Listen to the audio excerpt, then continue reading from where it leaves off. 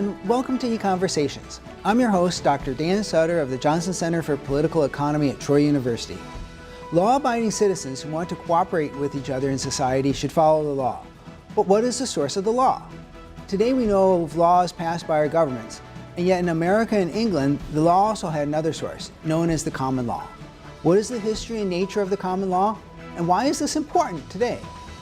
I think we'll see that the common law represents an essential means by which people can live peacefully and interact voluntarily with each other in society. Joining me on EconVersations today to talk with us about our common law heritage is Adam MacLeod, a professor of law at Faulkner University. Professor MacLeod earned a law degree from Notre Dame and has taught at Faulkner since 2007. His areas of legal research include jurisprudence, private law theory, and property law. And he's in a book called Property and Practical Reason, which we have here, published by Cambridge University Press. And he's also been a visiting fellow in the James Madison program at Princeton University, a very prestigious program at one of our leading universities. Well, welcome to the show, Adam. Thank you so much, Dan, for having me today. Well, let's get started here, because today when we think about the law and we think, well, where does the law come from? We have a pretty obvious source. It's on C-SPAN, it's on our state capital, and it's capital across the nation. The laws passed by our different governments, right?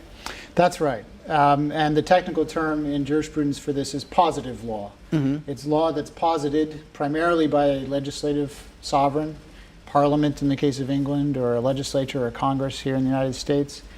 And then through delegated authority from Congress, of course, now we have administrative agencies, mm-hmm. which promulgate regulations. And the statutes and the regulations are what most people today think of as law.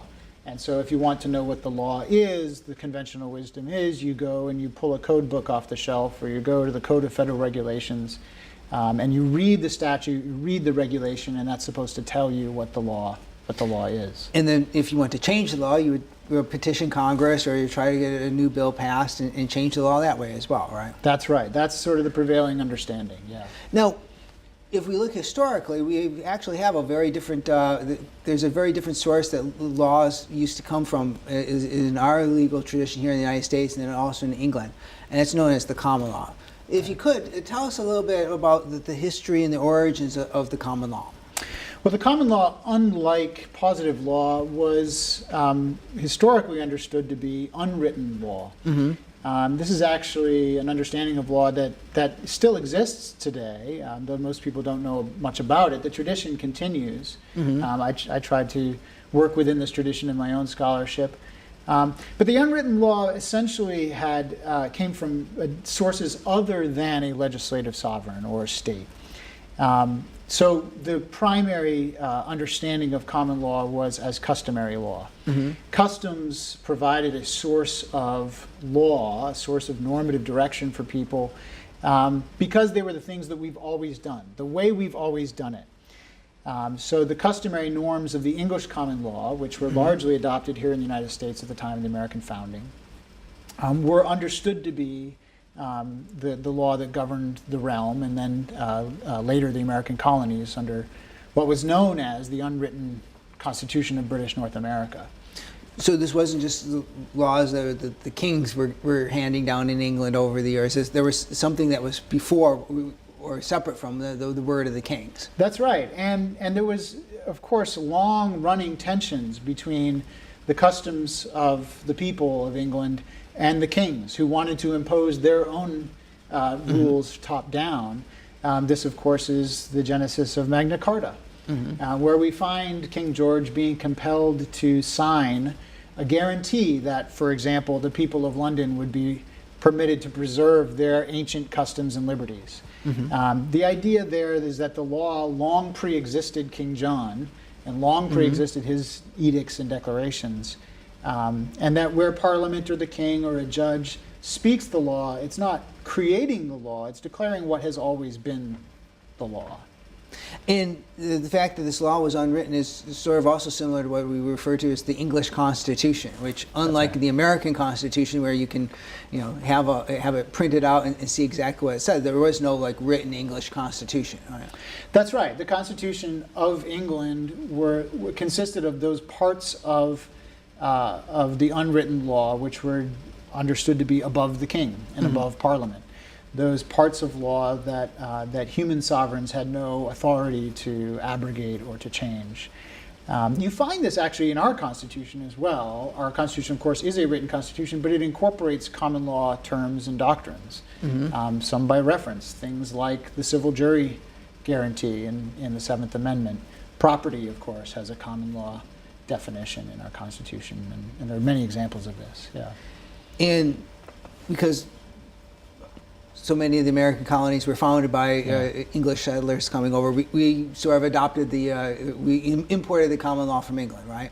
That's right. So the colonies that were, of course, English colonies did this quite directly. Some of the colonies which were controlled by the Spanish and the French, it took longer for the common law to get to, say, Spanish-controlled East Florida. But eventually the colonies, with the exception of Louisiana, all at the time of the American Revolution had ratified and adopted English common law as the foundation of their legal norms and institutions. Yeah. Now, you mentioned that Louisiana had a different system of law, and that points out that if you look across countries, not all nations are common law, share this common law experience, right? There are other sort of sources of customary law, is that? You could explain these a little bit. Yeah, the major divide in Western legal traditions is between common law jurisdictions and civilian or civil law jurisdictions. Common law jurisdictions are those which got their law from England. So they're all the former colonies of England, places like Canada, Australia, New Zealand, and of course the United States. The civilian tradition grew out of Roman law. And so it grew out of those places which were part of the Roman Empire, what we now know to be Germany and France and Italy and Spain. It's a different understanding of law. In medieval times, they had a lot more in common, but throughout the Enlightenment in particular, they took very, very different courses. The civilian tradition became much more interested, especially after Napoleon's victories, in codification and codes and in uniform rules. Whereas the common law historically, until very, very recently, has not been much interested in uniform rules. It's been much more interested in customary law, private ordering, natural law, natural rights, these sort of unwritten sources of law. So if the common law was unwritten and nowhere written down, and say we were in England back 1500 or 1600 some time ago, and you want, or even the American colonies early in our experience here, and you wanted to learn what the common law was, if it's not written down in rule books anywhere, how would you go about learning what the common law actually says? Well, the first thing that a student of law would do is consult the great common law jurists, people like Edward Coke, William Blackstone's famous commentaries on the law of England, which were published just about a decade and a half before the American founding, were very, very influential on American jurists at the time of the American founding. They would have gotten their understanding of what the law is from reading Coke and Blackstone. And so they would have been trained and steeped in a common law way of thinking, what's known in the literature as a common law mind. So that would have been a big piece of it, is understanding the sort of patterns and ways of thinking of the common law jurists. But then the other piece of it is you get into court and you would literally have to put in evidence of what the law is. So what is the custom, say, a local custom governing hunting in South Carolina in the late 18th century? Well, you have to call in hunters and have them testify about what the customs are with respect to trespass and when trespass is permitted and when it's not trespass to go on someone's land during hunting season and so forth. And so you would take evidence. We do the same thing today with unwritten law or even written law like contracts by introducing those sources of law into evidence in a trial. So if you have a breach of contract action, you're not going to get your law primarily from a statute. You're going to introduce the contract into evidence. Same thing in property with estates and interests, easements, and so forth. So the tradition is still very alive and well. It's just not much known anymore. You mentioned this, but let's get into this idea a little further. So not only was there a source of this law other than Parliament or the Congress or the legislature, and somehow the government was supposed to be bound by the rules of the common law, right? Because that sounds like a very different view of the relationship between the citizen and the state and the law than what we see today, right? That's right. And you see in the jurists a very close connection between common law and liberty for precisely this reason. So begin with custom. Blackstone, among others, thought one of the reasons why custom is so important for liberty is people will have done things this way all along because they will have done it by universal assent. This was the best way to do it, to allow, say, hunters to pass through our farms and when they're not developed during these seasons. That's just the way our community has always done things. That it would be contrary to liberty for the South Carolina legislature, for example, in that case, to impose a one-size-fits-all rule for hunting trespassery rules on the whole state, on all farmers everywhere, and override the local customs with respect to hunting. And so there was a sense of voluntariness about customs. There was also a sense of practical wisdom in them. The standard for accepting a custom at common law was that we've done it this way since the memory of man runs not to the contrary. In other words, we can't remember a time when we didn't order our affairs this way. And that, to the common law jurists, suggested that these traditions were so ancient that they must reflect some wisdom about what is good for communities, how it is good for communities to order their affairs. And I guess another thing that would be related to common law is you might sometimes, if you're familiar with these, if any of our viewers are familiar with these terms, the idea of natural law. Yeah. That might sound to have some similarity here to common law. You hear about both natural law and natural rights. Is natural law and common law the exact same thing? Are they just synonyms for each other, or are there some differences? There are differences. Natural law is understood to be, in the jurists, a part of the common law. Okay. But it's a relatively small part. You can't get much directly from natural law principles. Natural law principles in the tradition are those principles that everyone just knows to be true. Things like it's inherently wrong to take an innocent human life. Theft is prohibited. Those sorts of things. At common law, those sorts of norms were called malum in se offenses, which means it's criminal to do those things whether or not Parliament ever said so. So whether or not you could point to a statute prohibiting theft, theft is to be prohibited because it's just inherently wrong. So now you don't get very many of those from the natural law. Most of the norms of law come from customs and contracts and property dispositions. But there's another aspect of natural law which is very important to liberty and posing limitations on the states, and that is natural rights and duties. And in the common law, So let's explain this a little more. So if I had property under the common law or a natural right to property, that actually represents a restraint or a limitation on what the government or the sovereign is just supposed to be allowed to do. The sovereign is not allowed to be violating people's natural rights or taking their property. Is that right? That's exactly right. And so to the extent that I have natural rights, natural duties, which are beyond the competence of the human sovereign to alter or abrogate, I'm at liberty to enjoy those rights and to fulfill those duties and obligations. That was a very commonplace idea amongst common law jurists, not just Cook and Blackstone, but also American jurists who took their cues from them, like James Kent and Joseph Story and St. George Tucker and others. And when you look at our founding documents, the Declaration of Independence and the Constitution, when they talk about people's rights, it's still drawing on this same kind of tradition. Like people have certain rights, and those rights exist prior to the establishment of governments. They're not gifts from government. They are what governments are created to try to enforce and protect. Right? That's exactly right. The Declaration actually illustrates both of these aspects of the common law quite well. The first part of the Declaration, with which everyone is familiar, that we are endowed by our Creator with certain unalienable rights, it appeals to this natural rights aspect of the natural law tradition. And then the rest of the Declaration appeals to the customary law aspect. If you look at the charges leveled against the King and Parliament, there appeals to the unwritten Constitution of British North America and of England. There's actually an explicit reference to our Constitution in the Declaration. And of course, the Declaration comes before our written Constitution. So it can only mean an appeal to this unwritten Constitution. These customs, these aspects of law that we've always done them this way, and the King and Parliament have exceeded their authority by trying to abrogate them or change them. Now, there were also, in addition to this the source of the common law, there were also some institutions or some mechanics of the common law that were a little different than what we see with our courts of law today. We had judges under the common law, but they operated on a somewhat different basis than we do with our judges today, right? That's right.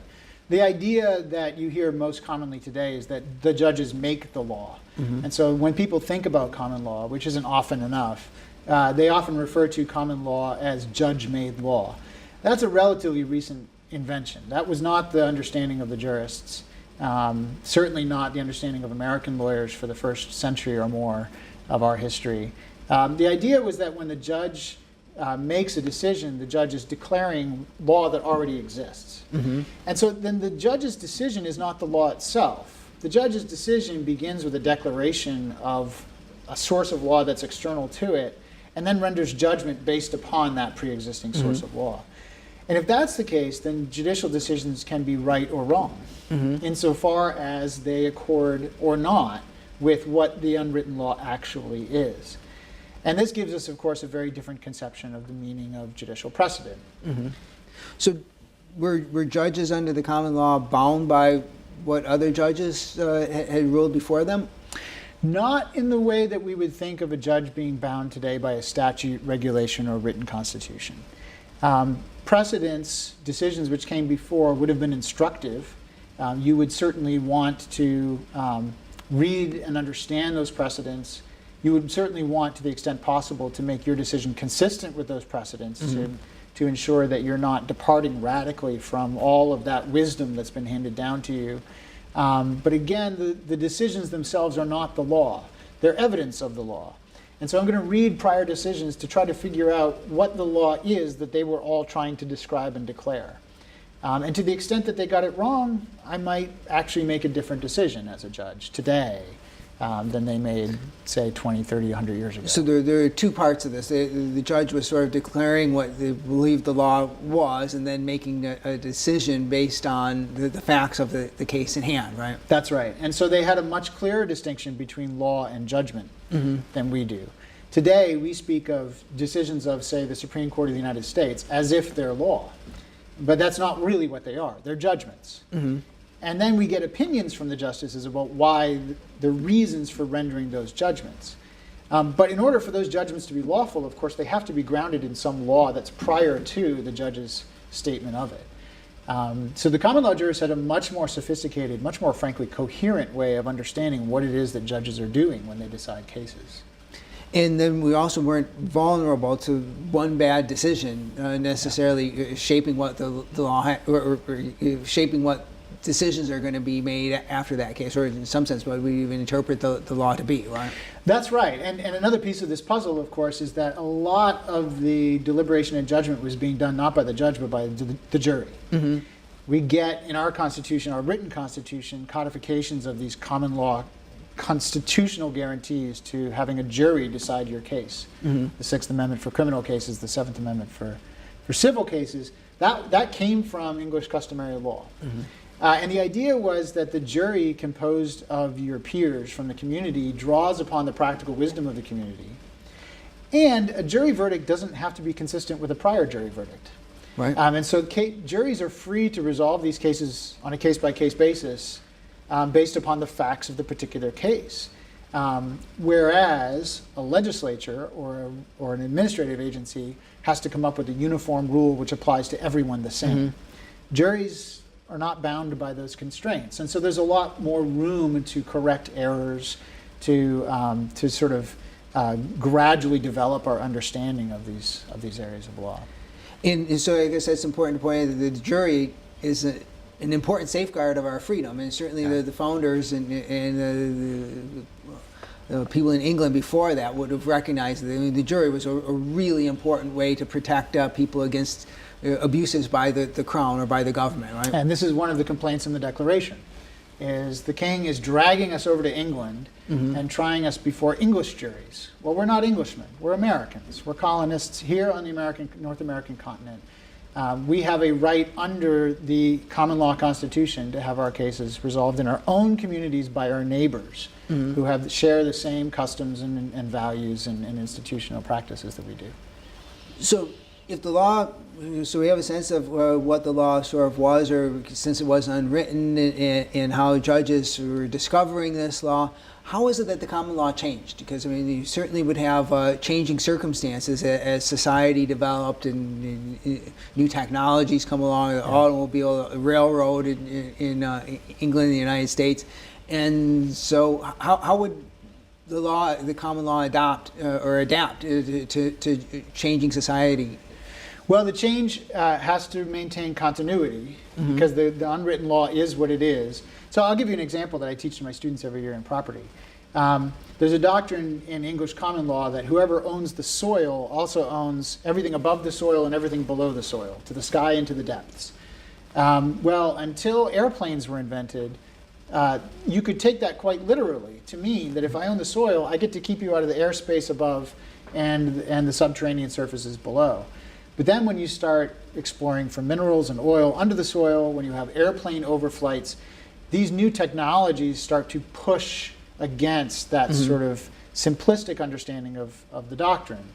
Well, the way the courts dealt with this was they said, no, the doctrine is still the law. You still own the air rights and the subsurface rights, but it doesn't mean that you have an absolute right to exclude. It means you have a right of exclusive use. So if you've already made use of that airspace above your farm, say by building a silo, for the airline that's running flights off the adjacent airport to fly through your silo would be a trespass, right, to force you to tear down the silo. But if you're not using that airspace, you don't have the right to exclude the airline just because you own the soil. So it's a way of both adapting to the new technologies and the needs for law to change gradually, but also maintaining the fidelity to the original doctrine and the original principles.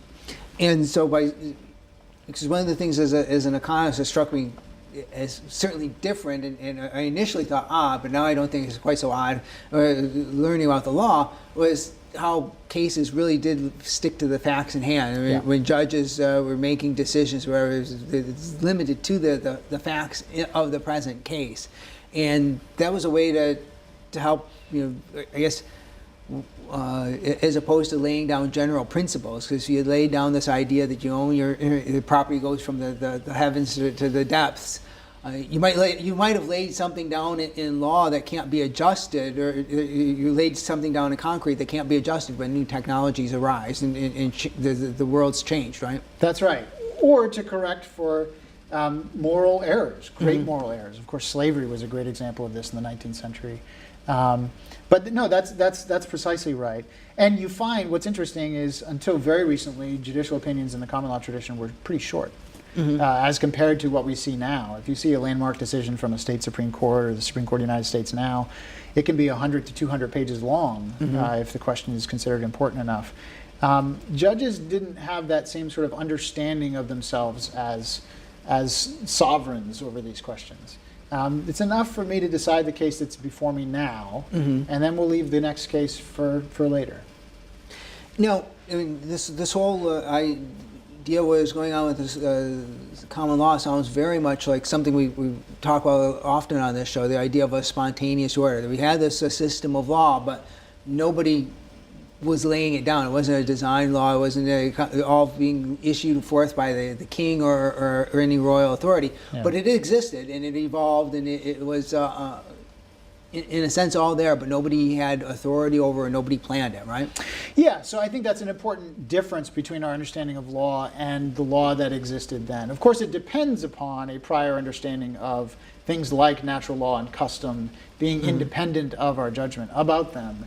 But you're absolutely right that this law in important respects, could change over time and was able to accommodate itself to developments. And so that way the common law is another example of a spontaneous institution, one that gets organized by, without any explicit design, and that way resembles some of the other famous examples of spontaneous order, whether it be the adoption of money or language, fashion, or the market economy itself, right? That's right, and so, of course, again, there are limits to this, but you can look at laws, particularly the common law, as something of a human artifact. Mm-hmm. Do you want to understand how these people came to be the kind of people they are, the English, the American colonists? You study their law because it reflects the way that they went about their daily business, and it grew out of their ordering of their lives in community. And then one of the things that was also important then for the ordering of society is once people got an understanding of what the law was, that could help shape people's behaviors. Right. They would know what was expected of them. They could know what was expected, what they could expect of others as well, right?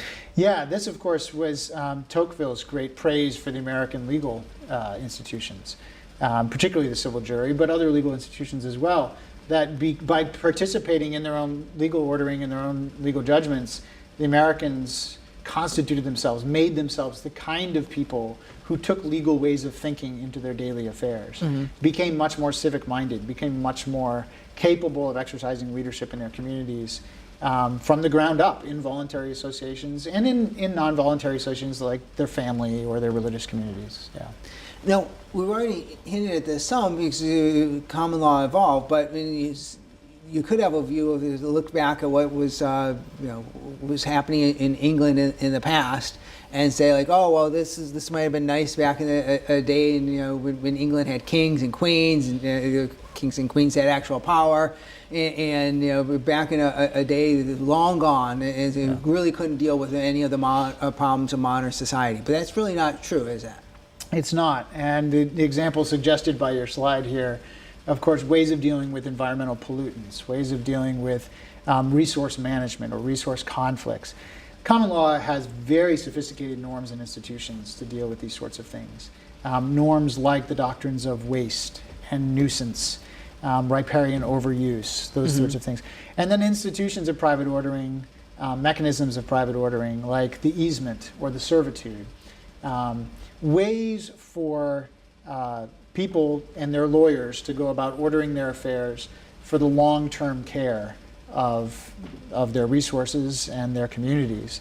One of the great insights of law and economics literature, people like Harold Demsetz and others, is that property ownership in and of itself internalizes a lot of those motivations, creates incentives for owners to take care of things over the long term.